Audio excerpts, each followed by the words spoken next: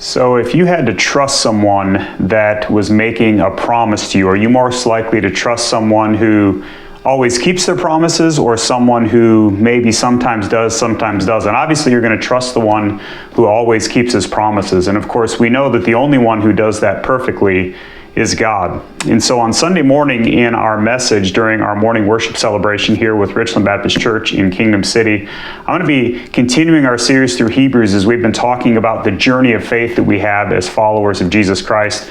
And we're going to be looking at Hebrews chapter 6, verses 13 through 20, and talking about how Jesus is the better way. And so in thinking through that, we're going to be seeing how we can trust God's plan, and really God's plan alone for our salvation and for our sanctification. We can trust God alone to deliver us from sin and death, and we can trust God alone in His plan to grow us and to form us into the people that He's called us to be. And of course, Jesus is the answer for all of that. At the end of that chapter, it says, Jesus has entered there on our behalf as a forerunner because He has become a high priest forever in the order of Melchizedek. And so right there we see that is talking about there is entering the Holy of Holies, bringing us into the presence of God. The only one who can do that. The only way for us to get to God is in and through a relationship with Jesus Christ. And so we're going to talk about on Sunday morning how Jesus is the better way.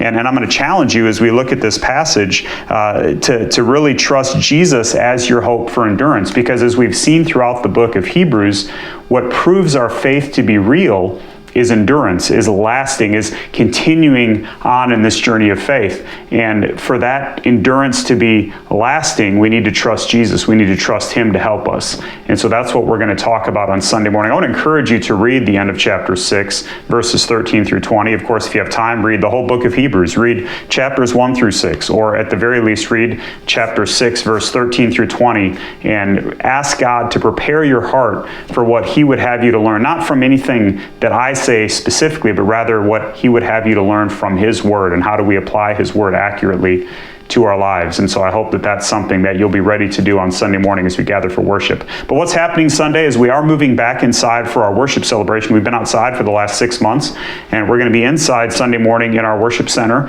And we will also have the service streamed into the fellowship hall for those who maybe are a little uncomfortable with perhaps a more crowded sanctuary or worship center. They can come into the fellowship hall for overflow seating. We'll have nursery and children's ministry during the service as well. And also some might choose to come and stay in their vehicles and listen to 91.1 FM, which only works here in the parking lot on Sunday mornings as we turn on our FM transmitter and broadcast that signal just really to about a half-mile radius here close to the church. And so that's 91.1 FM beginning right before 10:40 when we start our service. I do want to encourage you, if you're a member of the church, if you're able-bodied, park far away. Let guests, late arrivers, and handicapped folks park closer. And also those who might choose to come and listen via 91.1 FM. We want to give those people the closest parking spots to the building. And so if you're able, we want to encourage you when you come, park far away. And when you come into the worship center, sit far away.